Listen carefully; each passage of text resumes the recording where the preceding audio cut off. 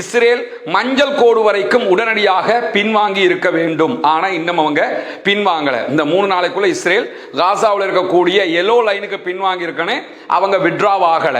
இது ஒரு விஷயம். காசா தொடர்பான பாலஸ்தீன விடுதலை அமைப்பினருடைய ஆயுத களைவு தொடர்பான ஒப்பந்தத்தில் இஸ்ரேலுக்கு எந்த விதமான மகிழ்ச்சியும் இல்லை என்று சொல்லி இஸ்ரேலுடைய முன்னாள் தூதர்களில் ஒருவர் அல் ஜசீராவுக்கு தெரிவித்திருக்கிறார் என்கிற கருத்துக்களை அல் ஜசீரா இன்றைக்கு வெளியிட்டிருக்கிறது. அவர் என்ன சொல்றாருன்னா, காசா எல்லைக்குள்ளாக எங்க யூதர்களை குடியேற்றணும், அதுக்கு எங்களுக்கு 3 குடியேற்றங்கள் உருவாக்க வேண்டியிருக்குது, அதுக்கு அனுமதி தாங்க அப்படிங்கிறாரு. இது எதுக்குன்னா எலெக்ஷனும் வருது பாத்தீங்களா, காசாவுக்குள்ள குடியேற்றுறதுக்கே நாங்க கேட்டுக்கிட்டு இருக்கிறோம்.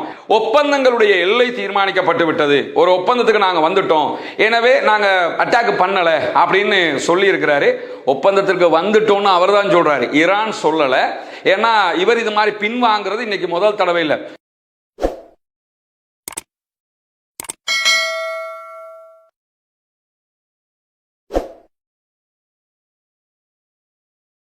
அன்பிற்கினிய சகோதர சகோதரிகளே, நம் அனைவர் மீதும் ஏக இறைவனுடைய அமைதியும் கருணையும் உண்டாகட்டுமாக என்கிற உயரிய பிரார்த்தனைகளோடு, காசாவில் 2 ஆண்டு காலமாக இஸ்ரேலிய ஆக்கிரமிப்பு ராணுவம் நடத்தி வந்த ஒரு மாபெரும் இன அழிப்பு யுத்தம் ஒரு யுத்த நிறுத்தமாக மாற்றப்பட்டு அதற்கு பிறகு ஒரு பெரிய ஒப்பந்தமும் கையெழுத்தானது. அந்த ஒப்பந்தம் கையெழுத்தாவதற்கு அமெரிக்க அதிபர் டொனால்ட் ட்ரம்பினுடைய பங்களிப்பு மிக முக்கியமானது என்று பலராலும் பேசப்பட்டு வந்த நிலையில அந்த ஒப்பந்தத்தை கண்டினியூ பண்ணுவதற்குரிய ஏற்பாடுகளை தற்போது மத்தியஸ்தர்கள் செய்து வந்து கொண்டிருக்கிறார்கள். அந்த நிலையில துருக்கி, ஈஜிப்ட், கத்தர் ஆகிய நாடுகள் பாலஸ்தீன விடுதலை போராட்ட அமைப்பினரோடு ஒன்றிணைந்து ஒரு முக்கியமான அக்ரிமெண்ட்டுக்கு வந்தாங்க. என்னன்னு கேட்டா, ஆயுதங்களை பாலஸ்தீன விடுதலை போராட்ட அமைப்புகள் காசாவை சேர்ந்த ஒரு சுயாதீன குழுவிடத்தில் ஒப்படைப்பது, இதற்கு பதிலாக காசாவினுடைய அனைத்து பகுதிகளில் இருந்தும் இஸ்ரேலிய ஆக்கிரமிப்பு படைகள் வெளியேறுவது, காசாவை புனரமைப்பது, காசா அப்பாவிகளுக்கு தேவையான உணவு மருந்து அத்தனையையும் உள்ளே செல்வதற்கு அனுமதிப்பது, இப்படியான ஒரு முறை கொண்டு வரப்பட்டு யாரும் எதிர்பார்க்காத விதமாக பாலஸ்தீன விடுதலை போராட்ட அமைப்பினரும் அதற்கு ஒப்புக்கொண்டார்கள். ஆனால் இப்போது நடக்கக்கூடிய காரியங்களை நீங்க எடுத்துக்கிட்டீங்கன்னா, எதிர்வரக்கூடிய நவம்பர்ல அமெரிக்காவில் காங்கிரசுக்கான தேர்தல் நடைபெற இருக்கு. அதே நேரத்தில் அக்டோபர் கடைசியில் நெதன்யாகு பங்கெடுக்கிற இஸ்ரேலுடைய பாராளுமன்ற தேர்தல் நடைபெற இருக்கிறது. எனவே இஸ்ரேல் தேர்தலில் நெதன்யாகு ஜெயிப்பதா அல்லது அமெரிக்காவினுடைய தேர்தலில் டொனால்ட் ட்ரம்ப் ஜெயிப்பதா என்பதற்கான ஒரு விவகாரமாக காசாவினுடைய இந்த விவகாரம் தற்போது முன்னிலைப்படுத்தப்பட்டு வருகிறது. காரணம் என்னன்னு கேட்டா, காசாவினுடைய பீஸ் டாக் அடிப்படையில் ஆயுதங்களை பாலஸ்தீன விடுதலை அமைப்பினர் கையளிப்பது, அதற்கு பகரமாக இஸ்ரேல் ஏற்கனவே நம்ம சொன்ன அந்த நிபந்தனைகளை மேற்கொள்வது என்கிற இடத்திற்கு வந்தால் இஸ்ரேலிய பிரதமர் பெஞ்சமின் நெதன்யாகுவால தேர்தல் பிரச்சாரத்தில் ஜெயிக்க முடியாது, தேர்தலில் தோற்று விடுவார். எனவே அவர் இதை ஏற்றுக்கொள்வதற்கு தயாரில்லாத நிலைக்கு வந்துவிட்டார். அதனாலதான் 2 நாட்களாக மிக கடுமையான தாக்குதல்களை காசா அப்பாவிகள் மேல மீண்டும் நடத்த ஆரம்பித்திருக்கிறது இஸ்ரேலிய ஆக்கிரமிப்பு படைகள். அதே நேரத்தில் இந்த சமாதான உடன்படிக்கையை முன்னிறுத்தித்தான் அமெரிக்க அதிபர் டொனால்ட் ட்ரம்ப் தன்னுடைய தேர்தலில் பிரச்சாரம் பண்றதுக்கு ஆரம்பிச்சிருக்கிறாரு. காரணம் என்னன்னு கேட்டா, ஈரான் வார்ல அவர் மிகப்பெரிய பின்னடைவை சந்தித்திருக்கிற காரணத்தினால அவருக்கு ஈரானுடைய காரியங்களை பிரச்சாரத்தில் பயன்படுத்த முடியாது. நான் ஜெயிச்சிட்டேன், அடிச்சிட்டேன், அதை பண்ணிட்டேன், இதை பண்ணிட்டேன் சொல்ல முடியாது. எனவேதான் தற்போது காசா விவகாரத்தை அவர் முன்னிலைப்படுத்தி இருக்கிறார். நம்ம 2 வீடியோக்கள்ல ஏற்கனவே சொன்ன மாதிரி, இந்த தேர்தல்களில் ஒன்றோ நெதன்யாகு ஜெயித்தால் டொனால்ட் ட்ரம்ப் தோற்று விடுவார், டொனால்ட் ட்ரம்ப் ஜெயித்தால் நெதன்யாகு தோற்று விடுவார் என்கிற நிலை இருக்கிறது. அதற்கான ஒரு ட்ரம்ப் கார்டாகத்தான் இந்த காசா விவகாரத்தை அவர்கள் கையில் எடுக்கக்கூடிய இந்த சூழல்ல காசா தொடர்பான பாலஸ்தீன விடுதலை அமைப்பினருடைய ஆயுத களைவு தொடர்பான ஒப்பந்தத்தில் இஸ்ரேலுக்கு எந்த விதமான மகிழ்ச்சியும் இல்லை என்று சொல்லி இஸ்ரேலுடைய முன்னாள் தூதர்களில் ஒருவர் அல் ஜசீராவுக்கு தெரிவித்திருக்கிறார் என்கிற கருத்துக்களை அல் ஜசீரா இன்றைக்கு வெளியிட்டிருக்கிறது. அந்த கருத்து தெரிவித்தவருடைய பேரை இதுவரைக்கும் அல் ஜசீரா சொல்லல, பிறகுகள் சொல்வதற்கான வாய்ப்பு இருக்கு, இல்லைன்னா சோர்ஸ் பேசன மறைக்கிறதுக்கும் வாய்ப்பு இருக்கிறது. அது ஒரு எத்திக்ஸாக ஜேர்னலிசத்தில் அதை பண்ணுவாங்க. எது எப்படி போனாலும் செய்தி உண்மையானது என்கிற தகவலை நம்ம புரிந்து கொள்கிற அதே நேரத்தில் இந்த அறிவிப்பு வெளியாக இருக்கக்கூடிய இந்த சூழல்ல கடந்த 48 மணி நேரங்களுக்குள்ளாக காசாவில் இஸ்ரேல் தன்னுடைய தாக்குதல்களை அதிகரித்திருக்கிறது. அதையும் குறித்த இஸ்ரேலுடைய தூதர் சுட்டிக்காட்டி என்ன சொல்றாருன்னு கேட்டா, அமைதி வாரியத்திடத்தில் இஸ்ரேல் அபிஷியலாக இதை ஏத்துக்க முடியாதுன்னு சொல்லிட்டாங்க. அதனாலையும் அவர்கள் இதிலே மகிழ்ச்சி அடையவில்லை. ஏன்னா நாங்கள் இந்த ஒப்பந்தத்தை ஏற்றுக்கிட்டு எங்களுக்கு பின்னடைவுன்ட்டாங்க. அதே மாதிரி காசாவுக்குள்ள அட்டாக் பண்றதை அதிகரிச்சிருக்கிறாங்க. இந்த ரெண்டுமே இந்த ஒப்பந்தத்தை அவர்களை ஏற்றுக்கொள்ளவில்லை என்பதை தாண்டி அதற்கு எதிராக இருக்கிறார்கள் என்பதை உலகத்திற்கு காட்டுகிற வேலையில அவங்க ஈடுபட்டிருக்கிறாங்க என்று சொல்லக்கூடிய முன்னாள் தூதர் என்ன சொல்றாருன்னா, நெத்தனியாகுவை பொறுத்தவரையில் பாலஸ்தீன விடுதலை போராட்ட அமைப்பினரோடு ட்ரம்ப் செய்து கொள்ளுகிற இந்த ஒப்பந்தம் ஒரு மாபெரும் தோல்வி அப்படின்னு நினைக்கிறார். இந்த ஒப்பந்தத்தை செய்யறது இஸ்ரேலுக்கும் தோல்வி, அமெரிக்காவுக்கும் தோல்வி, எல்லாருக்கும் தோல்வி அப்படின்னு நினைக்கிறாரு. ஆல்ரெடி ஈரானோட அமெரிக்கா இப்படி ஒரு அக்ரிமெண்ட்டுக்கு போன நேரத்திலேயே அதுவே மாபெரும் தோல்வி என்று அவர் சொல்லி இருந்ததெல்லாம் நமக்கு தெரியும். உண்மையிலேயே ஈரானோட போன ஒப்பந்தம் 100% தோல்வி. காசாவில் நடக்கக்கூடிய இந்த விவகாரமும் உண்மையில் அமெரிக்காவுக்கும் இஸ்ரேலுக்கும் தோல்விதான். அதை புரிஞ்சுக்கிட்டு தான் இதுல இருந்து அவங்க மறுக்கிறாங்க. ஏன்னா இதுல லாபம் அடைய போது பாலஸ்தீன மக்கள். அதனாலதான் பாலஸ்தீன விடுதலை அமைப்பினர் அதற்கு ஆர்வம் காட்டுகிறார்கள். அது தொடர்பாக நம்ம இன்னைக்கு நம்முடைய ரஸ்மின் டாக்ஸ் என்கிற யூடியூப் சேனல்ல தனியான ஒரு இன்டர்வியூ வெளியிட்டு இருக்கிறோம். அதுல விரிவாக பேசி இருக்கிறோம். எப்படி இது காசாவுக்கு நல்லது, எப்படி அமெரிக்காவுக்கும் இஸ்ரேலுக்கும் இது கெட்டதாக அமைய போகிறது என்பதை பார்க்க சகோதரர் அதை பார்க்கிற போது அதிலிருந்து நேரடியாக பல தகவல்களை நீங்கள் தெரிந்து கொள்ள முடியும் என்கிற நிலையில தற்போதைய நிலையில பாலஸ்தீன விடுதலை போராட்ட அமைப்பினுடைய சலுகைகளை தொடர்ந்து இஸ்ரேல் மஞ்சள் கோடு வரைக்கும் உடனடியாக பின்வாங்கி இருக்க வேண்டும். ஆனா இன்னும் அவங்க பின்வாங்கல. இந்த 3 நாளைக்குள்ள இஸ்ரேல் காசாவில் இருக்கக்கூடிய எல்லோ லைனுக்கு பின்வாங்கி இருக்கணும், அவங்க விட்ராவ் ஆகல. இது ஒரு விஷயம். இரண்டாவதாக காசாவுக்குள்ள மனிதாபிமான உதவிகள், மருந்து, உணவுகள் இதையெல்லாம் அனுப்பி இருக்கணும், அதையும் அவங்க அனுப்பல. காசா மீதான தாக்குதல்களை நிறுத்தி இருக்கணும், அதையும் அவங்க நிறுத்தல. வெள்ளிக்கிழமையில இருந்து இதுவரைக்கும் இதை எதையுமே அவங்க நிறுத்தாம இருக்கிறதுல இருந்து இவங்க அதை ஒத்துக்கொள்ளவில்லை என்பது வெளிப்படையான நடைமுறையில் விளங்கக்கூடிய ஒன்றாக மாறி இருக்கக்கூடிய சூழல்ல தான் இன்றைக்கும் இஸ்ரேலிய ஆக்கிரமிப்பு ராணுவம் நடத்தி இருக்கக்கூடிய தாக்குதல்கள்ல காசாவுக்குள்ள 11 அப்பாவிகள் கொல்லப்பட்டிருக்கிறார்கள், ஷஹீதாகி இருக்கிறார்கள். இன்றைக்கு நடத்தப்பட்ட ஒரு தாக்குதலுடைய காட்சியை தான் நீங்க பின்னாடி பார்க்குறீங்க. இவ்வளவு அகோரமான தாக்குதல்களை இஸ்ரேல் இன்றைக்கும் நடத்தி கொண்டிருக்கக்கூடிய சூழல்ல காசாவினுடைய எல்லைகள்ல, காசாவினுடைய பூமிக்குள்ள 3 குடியேற்றங்களை புதிதாக நிறுவ வேண்டும். அதற்கு இஸ்ரேலிய அரசாங்கம் அனுமதிக்க வேண்டும் என்று இஸ்ரேலுடைய தீவிர வலதுசாரி நிதி அமைச்சராக இருக்கக்கூடிய பெசலல் ஸ்மோட்ரிச் இன்றைக்கு விடுத்திருக்கக்கூடிய அறிவிப்புல சொல்லி இருக்கிறாரு. அவர் என்ன சொல்றாருன்னா, காசா எல்லைக்குள்ளாக எங்க யூதர்களை குடியேற்றணும், அதுக்கு எங்களுக்கு 3 குடியேற்றங்கள் உருவாக்க வேண்டியிருக்குது, அதுக்கு அனுமதி தாங்க அப்படிங்கிறாரு. இது எதுக்குன்னா எலெக்ஷனும் வருது பாத்தீங்களா, காசாவுக்குள்ள குடியேற்றுறதுக்கே நாங்க கேட்டுக்கிட்டு இருக்கிறோம், தரமாட்டேங்கிறாங்க என்று தன்னுடைய கட்சியினுடைய வாக்கு வங்கியை கூட்டிக் கொள்ள வேண்டிய தேவை இருக்கிறது. அதே நேரத்தில் சர்வதேசத்துக்கு நாங்க விட்டு கொடுக்கல, நாங்க இப்படிதான் இருப்போம் என்கிற விதமாக காசாவினுடைய எல்லைகளை கைப்பற்றுவதை உறுதிப்படுத்துவதற்கான ஏற்பாடாகவும் அவர்கள் இதை செய்கிறார்கள். யூதர்களை காசாவுக்குள் குடியேற்றுவதற்கு திட்டமிடுகிறது இஸ்ரேல் என்பதை இதிலிருந்து நம்ம புரிந்து கொள்ளுகிற அதே நேரத்தில் இன்றைய நாள்ல அமெரிக்க அதிபர் டொனால்ட் ட்ரம்ப் ஈரான் தொடர்பாக ஒரு முக்கியமான அறிவிப்பை விடுத்திருக்கிறார். ஈரான் விஷயத்தில் அமெரிக்க அதிபர் டொனால்ட் ட்ரம்ப் விடுத்திருந்த அறிவிப்புகள்ல மிக முக்கியமானது என்னன்னு கேட்டா, நாங்கள் ஈரான் மீது ஒரு பாரிய தாக்குதலை நடத்த இருக்கிறோம் என்று அறிவித்திருந்தார். நேற்று இன்றைக்கு இந்த அறிவிப்பு வருகிற வரைக்கும் சர்வதேச ரீதியில் எதிர்பார்க்கப்பட்ட ஒரு விஷயம் என்னன்னா, அமெரிக்காவும் இஸ்ரேலும் இணைந்து ஈரான் மீது தாக்குதல்களை மீண்டும் நடத்த போகிறது என்கிற எதிர்பார்ப்புகள் இருந்தது. ஆனா திடீர்னு அமெரிக்க அதிபர் டொனால்ட் ட்ரம்ப் வந்து என்ன சொல்றாருன்னு கேட்டா, ஒப்பந்தங்களுடைய எல்லை தீர்மானிக்கப்பட்டு விட்டது, ஒரு ஒப்பந்தத்துக்கு நாங்க வந்துட்டோம், எனவே நாங்க அட்டாக் பண்ணல அப்படின்னு சொல்லி இருக்கிறாரு. ஒப்பந்தத்திற்கு வந்துட்டோம்னு அவர் தான் சொல்றாரு, ஈரான் சொல்லல. ஏன்னா இவர் இது மாதிரி பின்வாங்கிறது இன்னைக்கு முதல் தடவை இல்லை. நமக்கெல்லாம் தெரியும், இஸ்லாத்தை ஏற்றுக்கொண்ட சகோதர சகோதரிகளுக்கான ஒரு வீடமைப்பு திட்டத்தை இலங்கையினுடைய கிழக்கு மாகாணம் பொத்துவில்ல நம்ம செஞ்சு வர்றோம். ஆல்ரெடி 5 வீடுகள் கட்டி கொடுக்கப்பட்டு விட்டது உரிய சகோதரர்களிடத்தில். அல்ஹம்துலில்லாஹ், அதற்காக உதவி செய்த அத்தனை பேருக்கும் அல்லாஹு தாலா அருள் புரிய போதுமானவன். உங்களுடைய பொருளாதார உதவிகள், ஜக்காத்து, தான தர்மங்களை கொண்டுதான் இந்த பணிகளை நம்ம செஞ்சு வர்றோம்ங்கிறது உங்களுக்கு தெரியும்.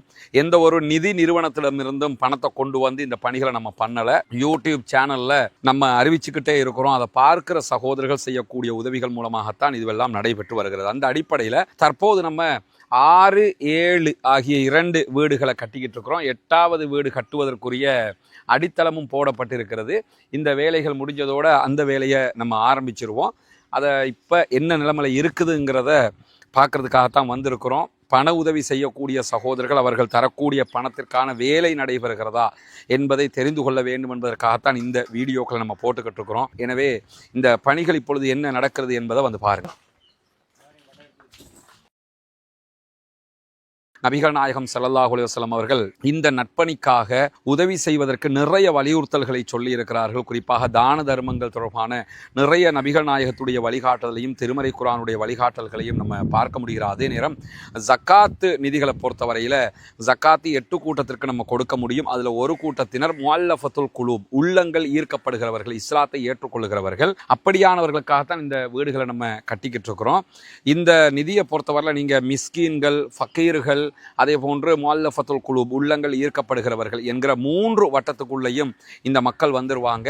உங்கள் ஜக்காத்து பணத்தை நீங்கள் இதுக்காக தருகிற நேரத்தில் 3 சாராருக்கும் ஜக்காத்து கொடுத்த நன்மைகளும் உங்களை வந்து அடைந்து விடும். நான் அப்படி பண்ணுவேன் இப்படி பண்ணுவேன் பாரு, நாங்கள் எதுக்குன்னு ரெடி இந்த ஈரான்காரங்க சொல்லுவாங்க, ஆனால் பண்ண மாட்டார். அந்த மாதிரி நிலைமை இருக்கும். அதனுடைய ஒரு பட்டியலையே இன்றைக்கு அல் ஜசீரா வெளியிட்டிருப்பதை நீங்கள் பார்க்க முடியும். ஈரான் விஷயத்தில் ட்ரம்ப் இதுக்கு முன்னாடி எத்தனை தடவை பின்வாங்கி இருக்கிறார் என்கிற செய்திகளை பொறுத்தவரையில் மார்ச் 21ஆம் தேதி ஈரான் ஹொர்முஸ் ஜலசந்தியை முழுமையாக திறக்கல.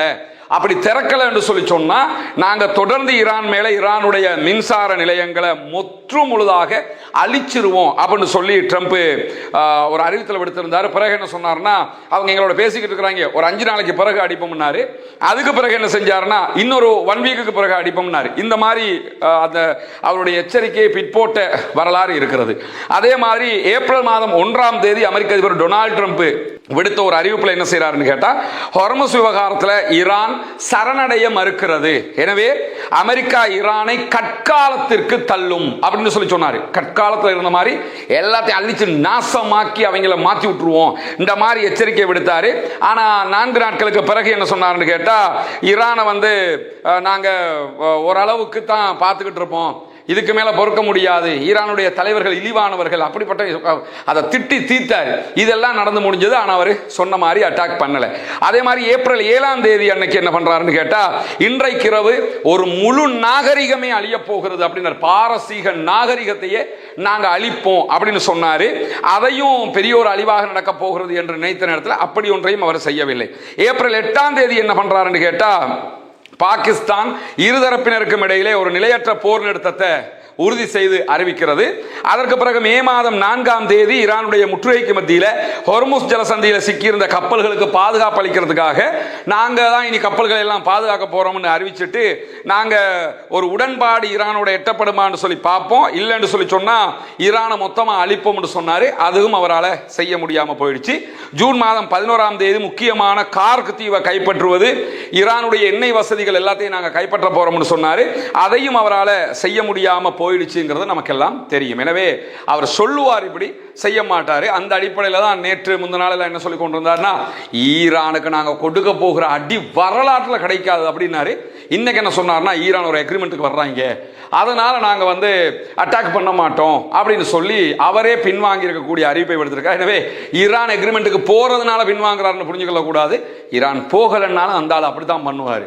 என்ன அந்த ஆள் அப்படிப்பட்டவர் தான் நமக்கெல்லாம் தெரியும். அப்படிப்பட்ட ஒரு சூழல்ல ஈரான் இன்றைக்கு இருபக்க செய்திகளை அனுப்பி இருக்கக்கூடிய ஒரு செய்தியை பார்க்க முடியும். ஈரானுடைய வெளியுறவு அமைச்சர் அப்பாஸ் ஆராக்சி வெளியிட்டிருக்கக்கூடிய அறிவிப்புகளில் துருக்கி, சவுதி அரேபியா உள்ளிட்ட பிராந்தியத்தில் இருக்கிற எல்லா நாடுகளோடையும் அவர் டெலிபோன் கால் பேசி இருக்கிறாரு. பேசின நேரத்தில் என்ன சொல்றாருன்னு கேட்டா, பாகிஸ்தானோடையும் பேச்சுவார்த்தை நடத்தி இருக்கிறார். எல்லாரிடத்திலும் அவர் சொன்ன ஒரு விஷயம் என்னன்னு கேட்டா, ராஜதந்திரத்திற்கான கதவுகளை திறந்துதான் வைத்திருக்கிறோம், நாங்க பேச்சுவார்த்தை நடத்துறதுக்கு எப்பயும் ரெடியா இருக்கிறோம், அதே நேரத்தில் எங்களை தற்காத்துக் கொள்வதற்கு எனி டைம் ரெடியாகவே இருக்கிறோம், நாங்க பேச்சுவார்த்தைக்கும் ரெடி, அட்டாக்குக்கும் ரெடி, சண்டைக்கும் தயார், சமாதானத்திற்கும் தயார் என்கிற செய்திகளை சொல்லி இருக்கிறது மட்டுமல்லாம மீண்டும் ஒரு முறை பதட்டம் அதிகரிப்பதற்கான வாய்ப்புகள் இருக்கிறது என்பதையும் அவர் சொல்லி இருக்கிறார். எங்களை அமெரிக்கா சீண்டினால் திரும்ப நாங்க அட்டாக் பண்ணுவோம், எனவே பதட்டம் தணிந்து விட்டது என்று புரிந்து கொள்ள முடியாது. இதே நேரத்தில் ஐஆர்ஜிசி இன்றைக்கு ஐஆர்ஜிசியோடு இணைந்து ஈரானுடைய கூட்டு ராணுவ தலைமையகம் மொத்தமாக விடுத்திருக்கக்கூடிய ஒரு அறிவிப்பும் ஒரு பொதுவான செய்தியை கொண்டு வந்திருக்கிறது. அந்த செய்தியில் என்ன இருக்குன்னு கேட்டா, எங்கள் மீது அட்டாக் பண்ணப்பட்டால் ஒரு தோய்வு போருக்கு கூட நாங்கள் தயாராக இருக்கிறோம். இப்ப ஈரானுடைய ஸ்ட்ராட்டஜி பிளானே எப்படி இருக்குதுன்னு கேட்டா, ஒரு பெரிய வாருக்கு போகிற ஐடியாவில் ஈரான் இருக்கிற மாதிரி தெரியல. அமெரிக்காவும் அப்படி ஒரு நிலையில இல்லை. ஆனால் இப்ப நடக்கிற இந்த யுத்தம் இருக்குல்ல, இதை கண்டினியூ பண்றதுக்கு ஈரான் தயாராக இருக்கிறாங்க. அது ஈரானுக்கு பாதுகாப்பும் கூட. என்னன்னா, ஒரு 2 நாளுக்கு ஒருக்கா ஒரு அட்டாக் பண்றது, ஹொர்முஸ்ல போற கப்பல்களுக்கு அடிக்கிறது. ஹொர்முஸும் மூடப்பட்டிருக்கிறது, ரெட் சீயும் மூடப்பட்டிருக்கிறது. எனவே இந்த மாதிரியே செஞ்சுக்கிட்டு இருக்கும் போது உலக நாடுகளுக்கு பெரிய அழுத்தமாயிரும், அரபு நாடுகளுக்கு பிசினஸே இல்லாம போயிடும். அப்படி ஒரு சூழல் வரும்போது ஈரான் சொல்வதை கேட்பதை தவிர அவர்களுக்கு வழியே இல்லை. எனவே அனைத்து அரபு நாடுகளையும் வலிக்கிழுப்பதற்காக ஈரான் இப்படியான ஒரு வேலையை செய்ய தயாராகி வருகிறது என்கிற செய்திகள் இன்றைக்கு வெளியாகி இருப்பதை நம்ம பார்க்க முடியும். அதே நேரத்தில் ஈரானுடைய தற்காலிக பாதுகாப்பு அமைச்சராக செயல்படக்கூடிய மஜீத் இப்னு ரஸா வெளியிட்டிருக்கக்கூடிய அறிவிப்பில் என்ன சொல்றான்னு கேட்டா, எதிரிகளிலிருந்து வரக்கூடிய ஒவ்வொரு அச்சுறுத்தலையும் ஈரான் உண்மை என்றும் நம்பக்கூடியது என்றும் தான் புரிந்து கொள்கிறது. அமெரிக்க அதிபர் அடிப்பாருன்னா அடிக்க மாட்டாரும் நாங்க நினைக்க மாட்டோம், அடிப்பாரு, உண்மையா நடக்கும் அப்படின்னு சொல்லித்தான் நாங்க நம்புறோம் அப்படின்னு சொல்றவர் என்ன சொல்றாருன்னு கேட்டா, எங்க மேல ஒரு சைக்காலஜிக்கல் வார அவங்க நடத்துறாங்கிறது எங்களுக்கு தெரியும். உளவியல் போர், இந்த அடிக்கப்புறம் அந்த அடிக்கப்புறம் அப்படி அடிக்கப்புறம் இப்படி அடிக்கப்புறம்னுங்கள எல்லாரும் பயந்துருவாங்க. இந்த மாதிரி ஒரு சைக்காலஜிக்கல் வாரத்தை அவங்க நடத்திக்கிட்டு இருக்கிறாங்க. ஆனாலும் நாங்க கவனக்குறைவாக இருந்துருவோம் என்ற அர்த்தம் இல்லை, எல்லாவற்றையுமே நாங்கள் கவனமாகத்தான் பார்த்துக்கிட்டு இருக்கிறோம். எங்களுடைய ராணுவம் எனி டைம் தயாராக இருக்கிறது, ஏவுகணைகள் முனைகளோடு தயாராக இருக்கிறது அப்படிங்கிறாரு. அப்படின்னா என்ன அர்த்தம்னா அட்டாக் பண்றதுக்கு ரெடியா இருக்கிறோம் அப்படின்னு சொல்லியிருக்கிறாங்க. எனவே ஈரான் எந்த நேரமும் அமெரிக்காவோடு ஒரு சண்டைக்கு தயாரான நிலையில் இருக்கிறது என்கிற செய்திகள் இன்றைக்கு வெளியாகி இருப்பதை நம்ம பார்க்க முடியும். தொடர்ந்து இணைந்திருங்கள் ரஸ்மின் மேசி நியூஸ் மற்றும் ரஸ்மின் டாக்ஸ் ஆகிய 2 சேனல்களோடு. வரக்கூடிய உண்மை செய்திகளை உடனுக்குடன் உங்களோடு பகிர்ந்து கொள்வதற்கு தயாராக இருக்கிறோம். ஆக்கிரமிப்புகள் ஓய வேண்டும், ஆக்கிரமிப்பாளர்களும் ஓய வேண்டும் என்ற உயரிய பிரார்த்தனைகளோடு ஆக்கிரமிப்பாளர்களுக்கு எதிராக தொடர்ந்தும் ஜனநாயக ரீதியாக குரல் எழுப்புவோமாக. வாகிறது அவ்வானா அல்ஹம்துலில்லாஹி ரப்பில் ஆலமீன்.